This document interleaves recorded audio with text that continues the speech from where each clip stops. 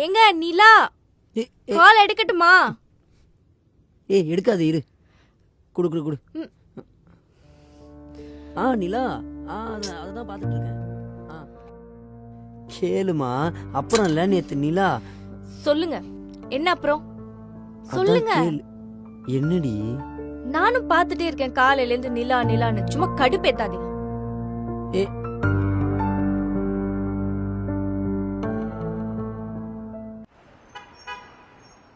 Sir, என் husband 2 நாளா வியர்டா behave பண்றாரு.